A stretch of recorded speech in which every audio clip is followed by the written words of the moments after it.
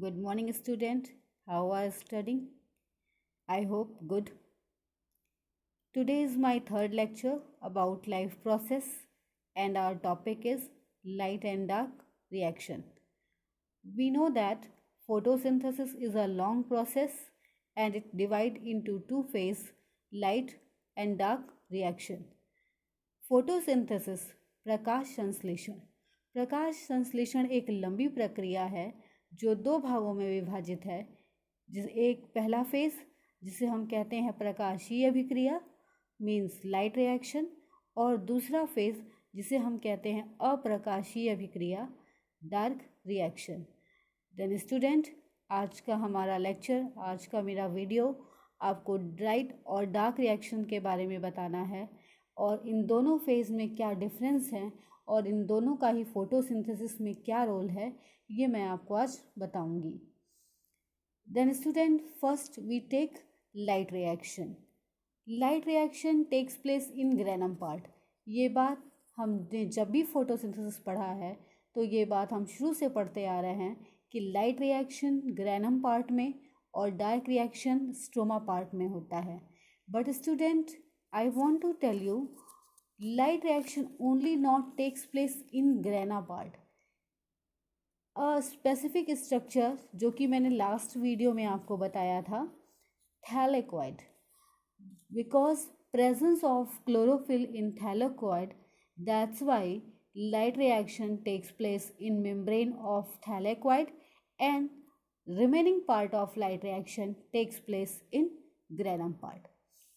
Light reaction prime objective, सबसे प्रमुख उद्देश्य ये होता है absorption of light and production of assimilatory power. Then student, question is what is assimilatory power. Light reaction में sunlight की एनर्जी, सनलाइट ट्रैप होता है किसके थ्रू? क्लोरोफिल के थ्रू। लास्ट वीडियो में मैंने आपको बताया था स्टूडेंट कि लाइट रिएक्शन में दो फोटो सिस्टम होते हैं, photo system first and photo system second, which help in absorption of light. फिलहाल assimilatory power, ATP and NADPH। ATP full form is adenosine triphosphate.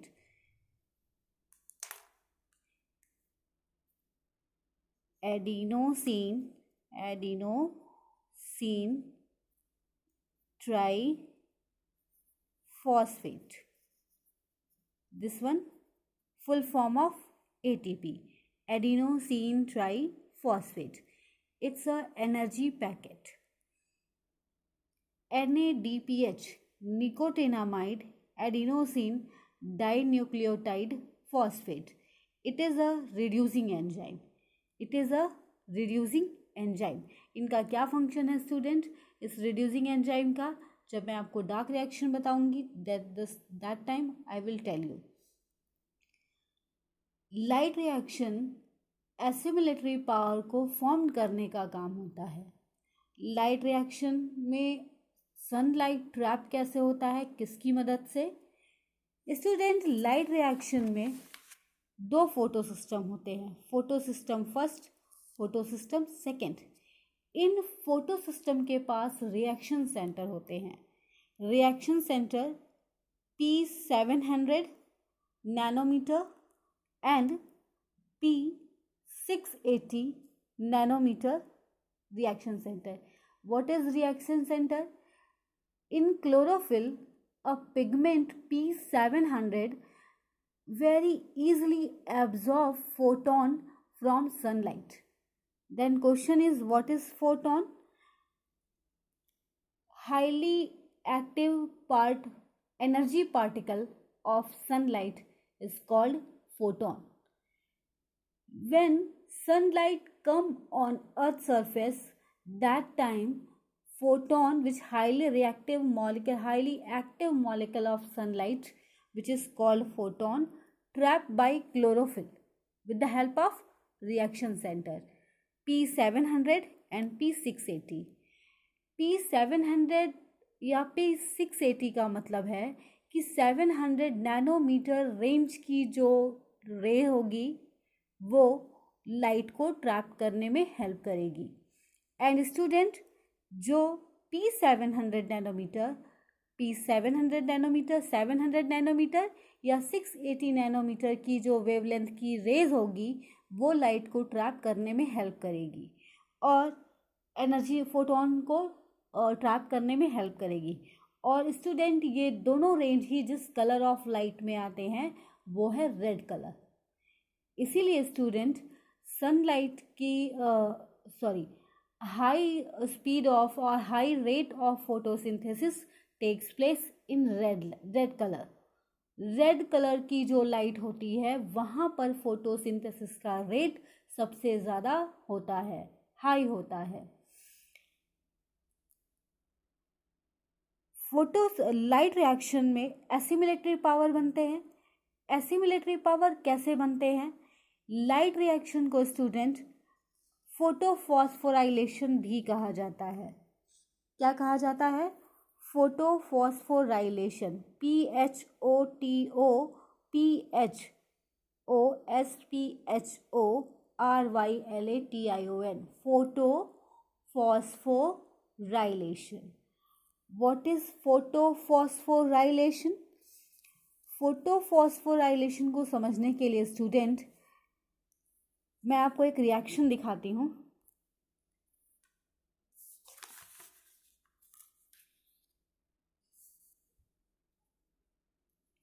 ADP plus IP। ADP adenosine diphosphate, IP is inorganic phosphate। Very clearly student please ध्यान दीजिए, सुनिए। ADP adenosine diphosphate, IP inorganic phosphate. ADP adenosine diphosphate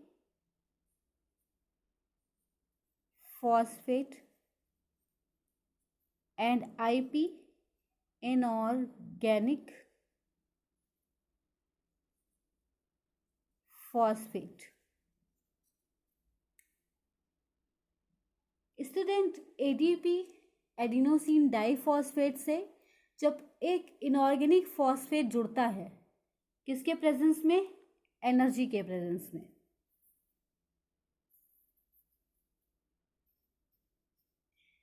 energy, it means कि inorganic phosphate को ADP से जोड़ने के लिए energy की ज़रूरत होगी। और ये एनर्जी या ये ऊर्जा उसे कहाँ से मिलेगी? सनलाइट। कहाँ से मिलेगी? सनलाइट से। और स्टूडेंट, ADP और IP सनलाइट के प्रेजेंस में जब रिएक्ट करके कंबाइन हो जाते हैं, then they formed ATP। And already you know that full form of ATP। and student, यही ATP एनर्जी पैकेट होता है और इस ATP का यूटिलाइजेशन डार्क रिएक्शन में कार्बन डाइऑक्साइड के रिडक्शन के टाइम पर यूज होता है। Then student, NADPH is reducing enzyme and student it also work during dark reaction when carbon dioxide का फिक्सेशन जब स्ट्रोमा में होता है तब ये एसिमिलेटरी पावर वर्क करते हैं। डार्क रिएक्शन, लाइट रिएक्शन के बारे में second important thing student, already I told you photo system and student I told you rate of photosynthesis is high in red color light। Now student, this process takes place in membrane of thylakoid and source of energy is photon। Now come to dark reaction। In dark reaction student, prime objective is fixation of carbon dioxide. Student, fixation शायद आप clearly ना समझ पाए, but reduction of carbon dioxide Definitely you can understood. Just look at this reaction. This one, photosynthesis reaction. Student, during this reaction, just look at carbon dioxide and 12H2O. इस CO2 का reduction होता है और reduction के बाद जो एक product बनता है carbohydrate product, glucose. It means glucose में कार्बन, हाइड्रोजन और ऑक्सीजन, ये कार्बन और ऑक्सीजन कहाँ से मिलते हैं हमें? एटमॉस्फेरिक कार्बन डाइऑक्साइड से.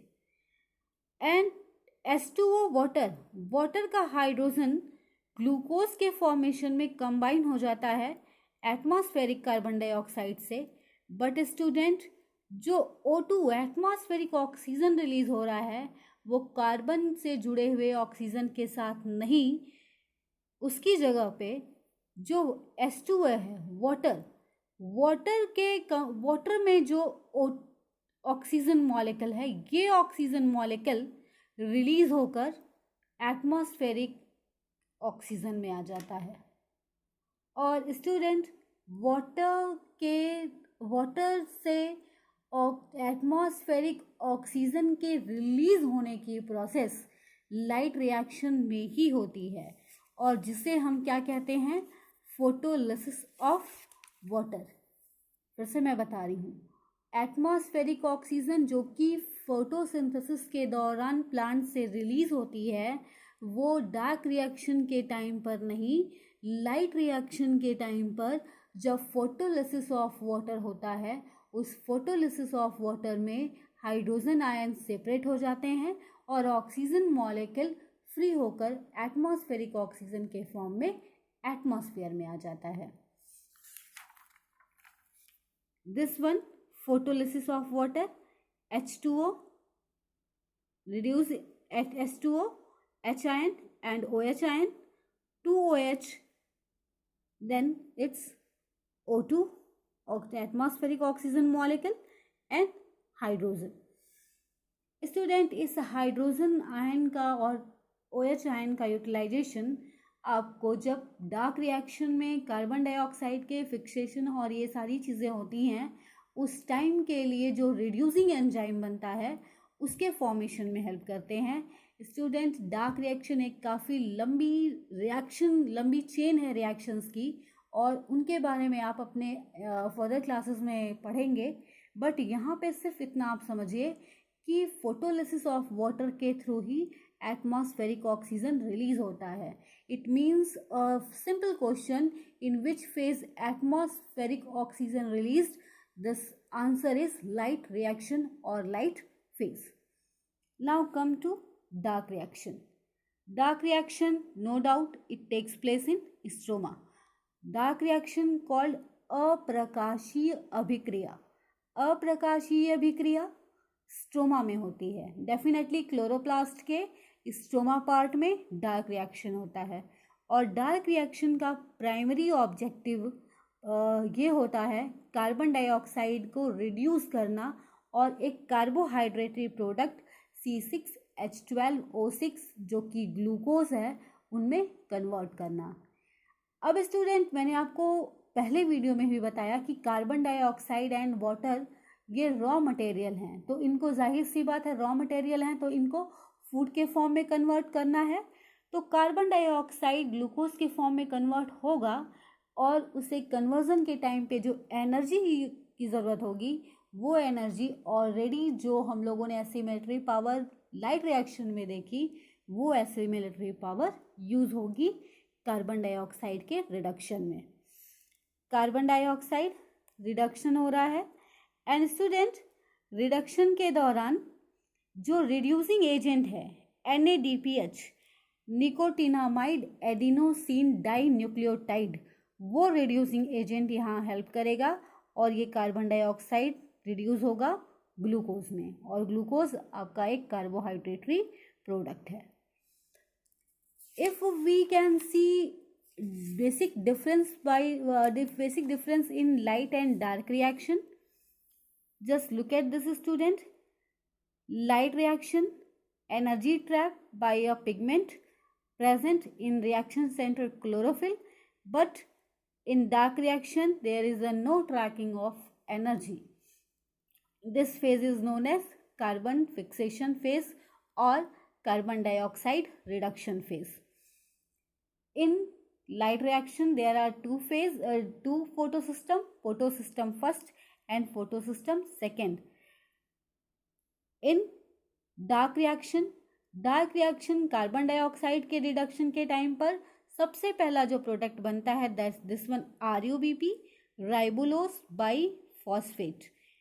And राइबोलोज biphosphate is a 5 carbon compound. 5 carbon compound. And PGA, phosphoglyceraldehyde or phosphoglycerate, this one 3 carbon compound. In light reaction, asymmetry power formed, but there is no energy, no power formed, only it takes place in absence of light. Photolysis of water takes place and there is a only CO2 reduced by reducing agent. I want to tell you an important thing in dark reaction. Dark reaction not takes place in night time. It takes place a part of chloroplast where sunlight is absent. It means कि sunlight जहाँ तक नहीं पहुँच पाता chloroplast के जिस part में, वहाँ पर डार्क रिएक्शन होता है. डार्क रिएक्शन के डार्कनेस में होने या एब्सेंस ऑफ लाइट में होने का मतलब ये नहीं है कि डे के टाइम पर लाइट रिएक्शन हो जाए और नाइट के टाइम पर डार्क रिएक्शन. नो, ये दोनों ही प्रोसेस डे टाइम में ही होंगी. डेफिनेटली फोटोसिंथेसिस की प्रोसेस दिन के समय में होती है. It's a day time process. But dark reaction takes place in absence of light. It means कि डार्क रिएक्शन के लिए लाइट की आवश्यकता नहीं है. Then student, let we talk about factor affecting photosynthesis. Photosynthesis को कौन कौन से फैक्टर अफेक्ट करते हैं?